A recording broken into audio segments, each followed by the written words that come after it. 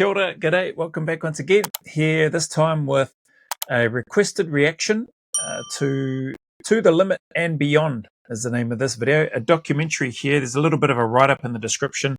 It says the legendary 1979 documentary of the 1978 Portsmouth Command Field Gun Crew in action. The documentary follows the crew from selection to the A and B teams through to the actual field gun competition at Earl's Court in London. The blood, sweat, tears, strength, and sheer will needed to be part of a field gun crew are shown like never before in this remarkable snapshot of the toughest team sport in the world. Written and directed by the late Ian Wooldridge for the BBC and distributed by DD Video. So, with that being said, let's jump in.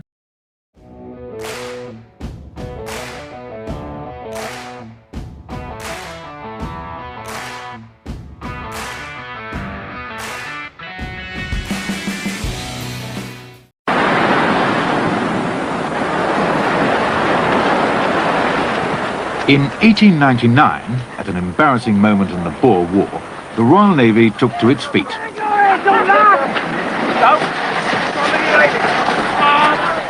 They came ashore near Durban, South Africa, and proceeded to drag some heavy field guns across the kind of terrain that would have crippled a bulldozer. In due course, they played a major role in the relief of the siege of Ladysmith. To the eternal chagrin of the British Army, the Royal Navy has never allowed them to forget it.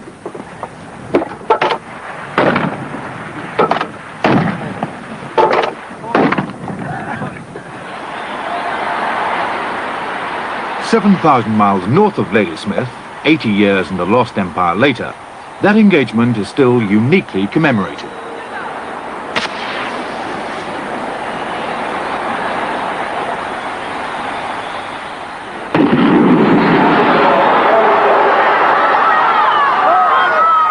A brief war game is now a sport. For generations, the Royal Navy's field gun competition has been a paramount spectacle at the annual Royal Tournament at Earl's Court, London. It's between three fiercely competitive teams, Portsmouth, Devonport and Fleet Air Arm.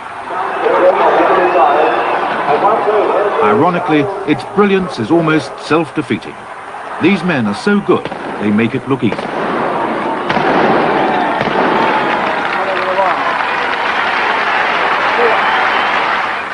Whale Island, Portsmouth, more formally known as HMS Excellent, is where the Royal Navy used to instill the fear of God and gunnery instructors into sailors. These days, it's appreciably more relaxed, unless, that is, you're a field gun competitor. Field gunners don't walk, they run everywhere. Field gunners don't skive. If they skive, they're no longer field gunners. Field gunners have to submit themselves to a discipline and physical regimen that would break most men and kill some. Field gunners are all volunteers. Well, that sounds awesome. They don't walk, they run, they don't skive. If they skive, they'll no longer be field gunners. Just seen that little piece of the competition at the start, and that looks insane. Very cool. I've not heard of and don't know anything about the field gunners, so thank you. I'll try to find the handle for the person that sent through the request for this one, but much appreciated. It's a shame the video footage isn't clearer, but maybe I've just chosen the wrong. Actually, let me just check, see if I've got the settings. Oh, yeah, it's on auto. 240p is the maximum by the looks of it. Anyway. The preliminary selection tests are not even O-level standard. At Portsmouth, who we follow in the film, they're invigilated by the first team trainer, Derek Cousins.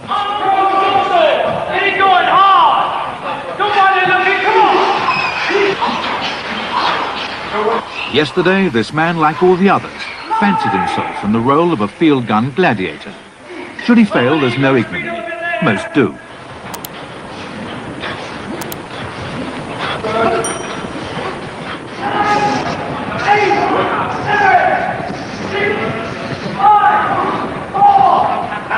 This is just the warm-up session. That was Peter Scott, Portsmouth's second team trainer, who makes Dracula look like the Secretary General of the Red Cross. Who makes Dracula look like the Secretary General of the Red Cross. Very cool.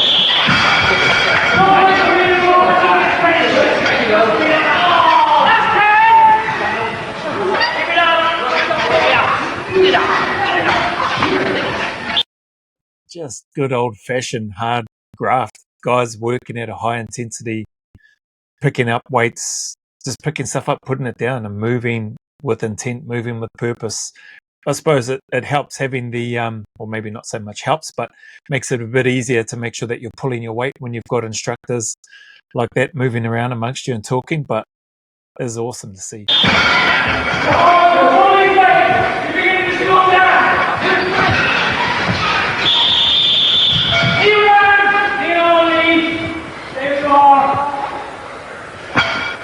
Anyone that doesn't Looked like old mate was just smacking his face into the floor. Anyway, want to know at this stage now is really a waste of time. Anyone that doesn't want to know at this stage now is really a waste of time.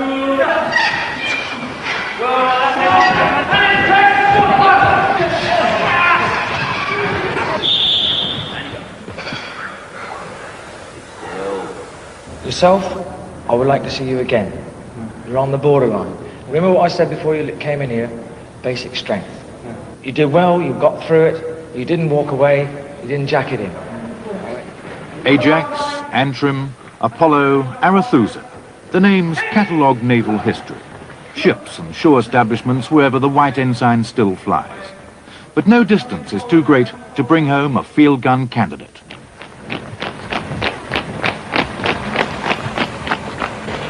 If you get caught walking, hands in pockets, anything, especially walking, you end up 20 press-ups, like, you know. That's the main thing. And it's just to keep you in trim, keep you fit. You also get your white rats. Anybody sees you walking, they tell the trainers, that's it, down you go. Press-ups, star jumps. So just to keep you in trim. that is awesome. That is, I wonder if it's still like that to this day. I'm guessing it is. Be interesting to see if they look to break that history and that intent. Hopefully they don't, or try to relax standards or whatever you want to call it. I've mentioned about the NZ cycle for the SAS. You have to double everywhere. Once you're badged, guys, you don't have to double everywhere. And in Australia on cycle, we didn't have to double everywhere unless we were, told to. But on the NZ cycle, it didn't matter if you were by yourself or with a group. You were supposed to and expected to run. And if you got caught not running as a cycle trainee, then you would have found out about it. But this is awesome. It seems like they continue to run even once you're in this field gunner unit or regiment, whatever it's called. And a lot of good value in that. Yeah, definitely would help maintain fitness and standards and that sort of thing, especially if you're out and about moving around from place to place within the camp. What magistrate would sentence you to run around with 90 pounds of stuffed blue elephant on your back? Sentences are summary, punishments frequently bizarre. Occasionally, they're cruel. Right, remember, we've all got different standards of punishment. Now, these four people here is a minor punishment. 3 of them basically for missing or being late for the 1 o'clock muster, and the other one for not getting his sideboards sorted out when he was first told. All right, remember, discipline, cleanliness, haircuts kept to a minimum. All right, it's a minor punishment. Sandbag from the shore, across the mud to that first post and back. Come on, Gilly, keep those legs going. Come on, Gilly, get up! I wonder what that distance is. In case to hear the instructor barking at him. Keep it going, Gilly!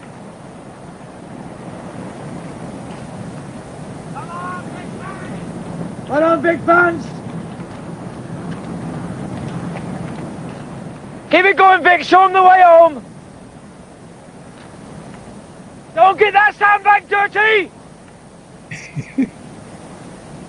Keep working those legs.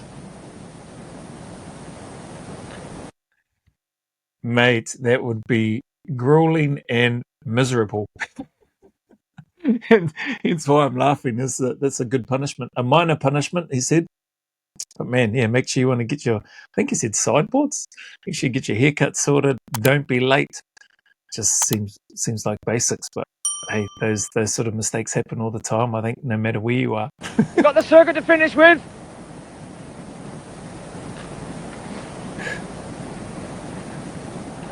Come on, Gilly, you got 2 minutes to get up there. Come on, Gilly. Come on, Gilly. Remember, next time, do things when they're told you straight off. Come on, work through, up the top. It's pretty cool, you know, you got an instructor there encouraging you, telling you to come on, Gilly. It sounds like you're saying,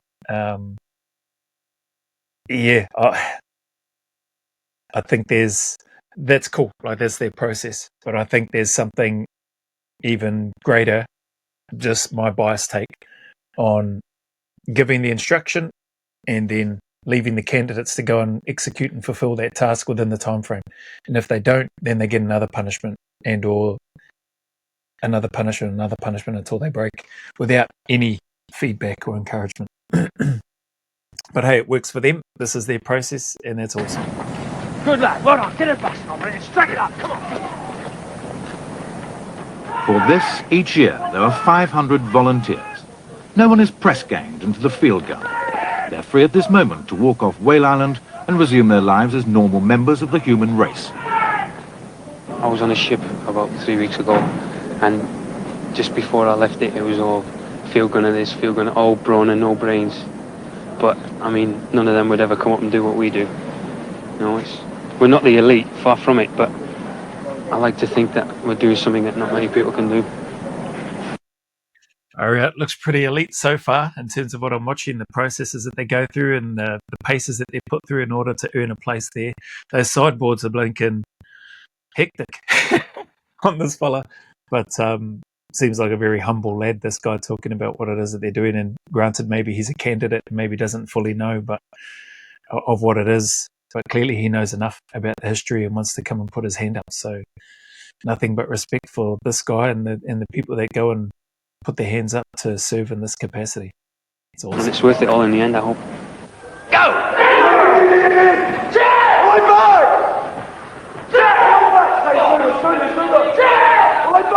Well, they're dealing with heavy weights. You're talking about 800 weight barrels, 400 weight carriages. And if they're not aggressive, if they don't pick something up as if they intend to pick it up and do something with it, then they're going to end up getting hurt. So they've got to be aggressive. Their nature's got to be aggressive. His legs going, they feel like jelly now, right? Keep him going. Drive it, come on. Come on, drive it. Last one. What I love about this, sorry to stop it so frequently, there's just lots in here so far, is how lean these guys are. The other guy before this fella looked pretty bulky, but I like it. They're lean, they're fit, they're fast, they're strong.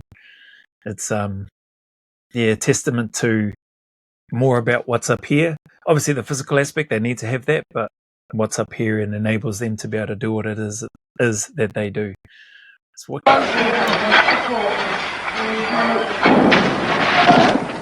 It takes 1 year to prepare a field gunner for a public appearance at Earl's Court. 5 months getting fit, 7 months mastering technique and learning to withstand unreasonable physical pain. Since Ladysmith, field gunners have had a motto. Inevitably, the limit varies, and for some, the beyond is unattainable. Right. Do you realise what I got you in here for? Right. You found it hard. You've done everything that you've been told. All right. I'll give you a due. You worked hard there. All right. But I must say, at this stage, you've got so much to do. I'm afraid we can't take it. All right. I know how you feel about this. All right. You've done bloody hard. Okay. Tomorrow morning. All right. Return your boots to the PTI. Come in and see me, and what I will do, I will ring Centurion. You haven't failed. Put it this way, you haven't failed. I can't use you this year. We can use you 79, all right, 80. You've got enough willpower. You can make the grade. Because although you're not actually good enough for us at the moment, physically. You'll get down there, your sight you're in, your keenness, great. All right, your attitude, great. But physically, you'd go down there, if you didn't kill yourself or take a leg off, you'd kill someone else. That's why we're saying no to you. All right? Wicked, man. It's wicked for a number of reasons from my perspective just watching this. One, to see how much it means to the young fella. You know, he's gutted, clearly gutted by what's happening and being told no. It would be, you know, I can relate to that feeling. Put it that way. Being told no, not in this setting of the field gunner, but from a military perspective here in NZ. So, yeah, I can connect in that part. But the feedback that they're giving is pretty cool. I was laughing earlier at this guy who's just smoking away in the office. I'm guessing that probably doesn't happen these days. But I like the positive spin that they're putting on this, or not spin, the positivity that they're putting into this feedback to this young fella who hasn't met the grade from a physical perspective this time, but his attitude and his keenness, his willingness to get in amongst it. It's good that they're acknowledging those things, but he's clearly got some work to do, and the reasons why. If he doesn't hurt or kill himself, he'll potentially hurt and or kill one of the other guys on the team. That's their perspective anyway, based on what they're seeing at the moment. So, you know, for the greater good, can't use them right now or that year, but maybe the next year or the year after. Again, it's nice the way that they're framing the feedback to try to keep his spirits up, although he's gutted at the moment. Off you go. Do something about it, all right? And I'll come and have a look at you next year. I wish some other of those out there, the ones that we've got, could just be sat as we are now. They think they've got it made at the moment. Yeah. They haven't. Boys. Why no one's got it made is that even a place in the finally selected 40 doesn't guarantee an appearance at Earl's Court. Holy heck, the final 40, I think they said out of 500 apply. That's huge. And they're only after 40, if I heard right, in terms of what he said there, the final 40. There's an A crew and a B crew, which is a box of human spares. If I was in B crew, my opposite number obviously in A crew would hurt. I'd be over the moon. Because I would then be in A crew, you know. Yeah, all right, I mean, I feel sorry for him, but... I can work behind you. Come on, right in. Good, go. Come on. All arms, come on, get them going now. Lieutenant Peter Forster is nominally in charge, but for once, even the Royal Navy's established chain of command is in abeyance. These men, the field gun trainers, decide who runs. It is unapologetically a man's world. So how do the wise react? Not very well. On the whole, you would say that 90% detest field gun. Some of them don't even like to watch it. Do they come and complain to you and say, what are you doing to my husband? Especially, they mainly complain to the PDI. This is why our safest place is behind the bar, serving. And what are they really complaining about? They say, yeah, lack of it, yeah. What have you done to my husband? Why does he come home in the evening at 7 o'clock, have his supper and fall asleep? And his empty plate. Then it goes the opposite way. Once they become track fit, they become beasts, you know, and it works the other way around. Yeah, I could imagine. Like, you go through that process, the adjustment, the adaptation phase, whatever you want to call it, getting used to the routine, the rhythm, the work, the intensity, etc. Yeah, you're probably pretty knackered, and then things, like you said, starts to kick into gear. You become used to it. You become beasts or machines, I think you said. And yeah, no doubt they would just, things will click into gear, and they're no longer falling asleep as soon as they've just had supper or dinner and going to bed. They're now got plenty of energy because their bodies use that time and they've pushed through it to adapt to it. It's like with anything in preparing for selection or whatever that you may be training for. Giving yourself enough consistency and discipline to stay in that pain, to stay in that routine, to stay in that rhythm long enough for your body to adapt to it physically and mentally. So, the moment for selection. The first lunar astronauts could hardly have been more apprehensive. Some of you are just realising what it's all about. Right. Next week, or by the end of next week, you will know what it is really about. Starting off, A crew. First swing, Silcock. Second swing, Morby.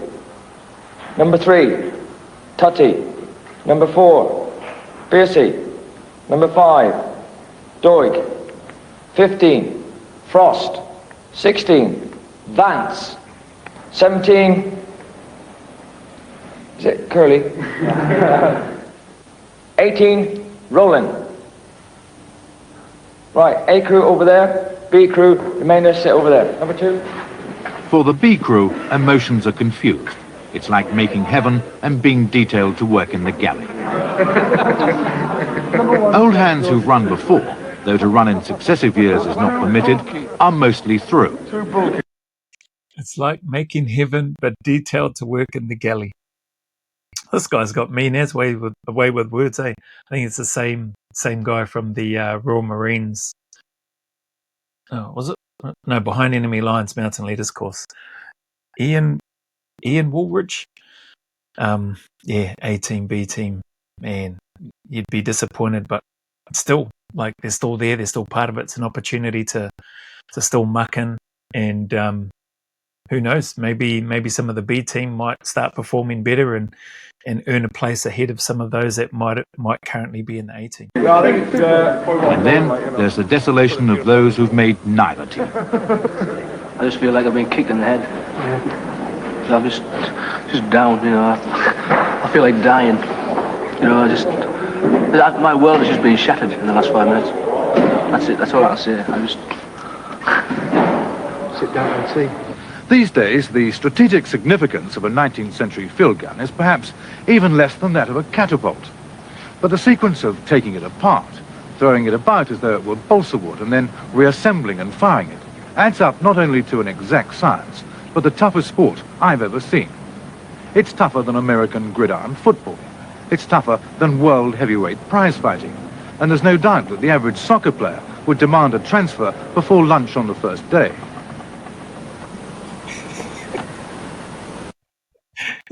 Not that that's a dig at soccer players, eh? Would demand a transfer before the end of the first day or something like that. April the 7th, the first day on the training track. From now on, it's about perpetual dirt and injuries. It's not about money or publicity or popular stardom. It is very Royal Navy. 7. Good morning and welcome. And many congratulations on being selected for the 1978 Portsmouth field gun crew. I know the selection this year has been particularly intense, and I'm very glad that we've been able to get practically everybody we wanted from the fleet in a difficult year for manpower. So I'm just smiling the way he talks. That officer talk. I wonder if there's any officers in the field gunner teams, or however the selection works, or it's not for them, it's for the men. It's for the men to do that.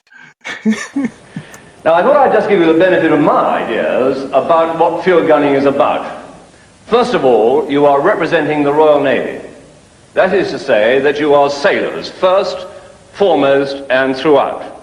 You are not actors, you are not football stars, you are not prima donnas, you are men of the Royal Navy. I hope your families and my family will be there on Ceremonial Divisions Day to see you do your first public run, which is fantastic. Very good luck to you this season. Let us have a happy and successful year. Thank you very much. Thank you. Thank you. Thank you. Thank you very much. In the tentative early days, it's the hands that need protection.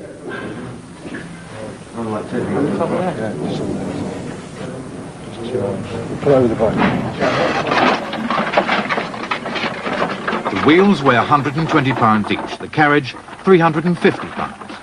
The barrel weighs 800 weight, the same as a family car.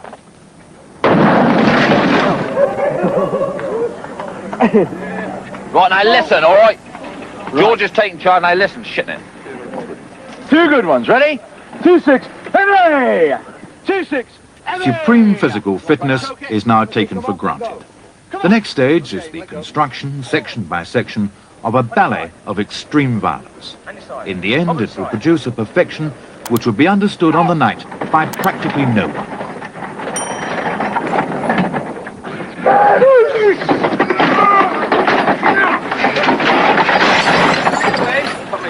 Can't be expecting a good run. Take it round again.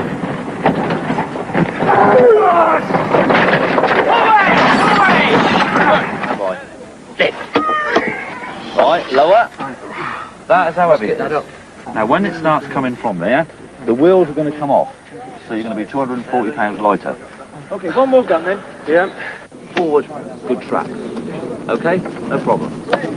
Lift, go up the wall. Now get aggressive. And I want it up and over. That. Did you get that iron? That boy. Lift! Time! Drive it up, drive it up. Drive it up. Take your time. Get up! Good, keep it going. Throw it up. Good, Rolly. Holy heck, man, I can see the dangers and the potential risks for the individuals, man. That guy, you putting his legs underneath to leverage, to push, to pull down as well, and then needing to get his legs back out underneath that. You slip or one wrong move, man, you'd be toast, getting squashed by that thing. Far out. This is heck. 20 pressos, Gilly. You smile and I'll make you cry. Don't worry about it. Stress. Right.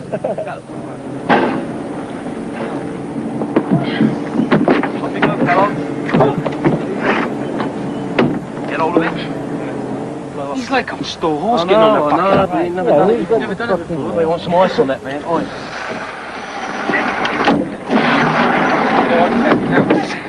Better, please! Never said go yet! Safe! First wheels, go! Check it! Goodbye, Alan! Bye! Murray, remember, those checks must be in. Bloody hell, needing to watch their heads, everything, man, so they don't get bloody clipped by the stuff. This is wicked. Here we go. You just got a nick there? Why them checks, will ya? Come over my head, you know. Don't mind me. You're a pin. It's all the time. Of the paddocks, I think. There's an esoteric attitude to injury. Doctors are called for only in cases of extreme death. Otherwise, there's the trackside medic, a former house plasterer with an omnipresent disregard for government health warnings.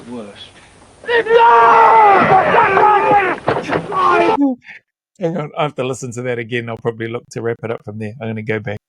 What did he say? An omnipresent disregard for public health warning or something like that? Doctors are called for only in cases of extreme death. Otherwise, doctors are called for only in cases of extreme death. Extreme death or just death? There's the trackside medic, a former house plasterer with an omnipresent disregard for government health warnings.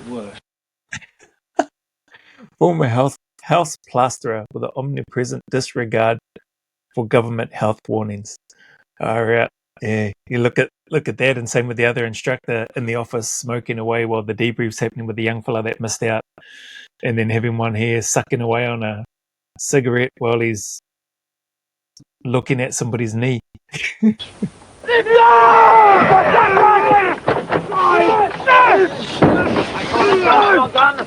Push through.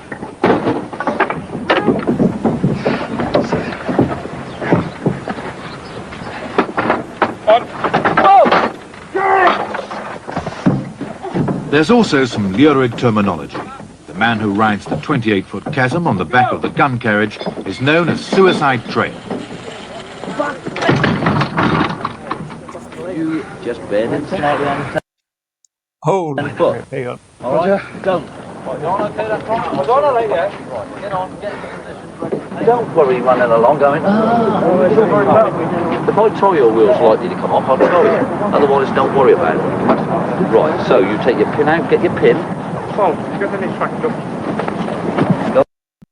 going to pause this here. It's just coming up to 30 minutes now. I forget, I can't remember what he said is known as the person that's riding that part of the gun is known as suicide something. But man, this is hearty. Thank you very much again to the person that sent through the recommendation for this. To the limit and beyond, Navy lads, 16 field or field gunners, maybe not 16 field, but just field gunners.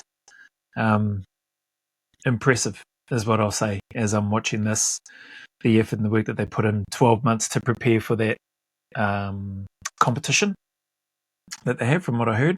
5 months of getting beasted with PT and 7 months of the technical aspects in regards to preparing them for the course. Man, some dangerous stuff in there, man, in terms of high risk of injury. And seeing this part now, this little snapshot, I can see why they had the conversation with the other young fella, although he was gutted. I can see what they're talking about without seeing what that young guy was like, in terms of if they don't remove him now, he could potentially injure or kill himself or somebody else in his team. So, man. Anyway, if you made it this far, appreciate your time. Be interested to hear your thoughts. Those that might have already watched this in the past as well. This is only part one of my reaction to this. Definitely enjoying it. So we'll have a few more to go, no doubt. But thank you for your time and for your support as always. And with that being said, the message is always the same. Any difficulties, hard times, challenges that you or somebody you know might be going through, just keep tuning up, keep staying in the fight, put one foot in front of the other and take one day at a time. Know and trust that things can do and will get better, and that the sun will shine again. There are better days ahead, and those better days are always closer than we think. There is a light at the end of that tunnel, so stick at it. As always, go always a little further. Remember, who dares wins and who cares wins. And until the next video, there's a big mana wave coming from me to you, filled with my aroha, respect, appreciation, and gratitude for you all.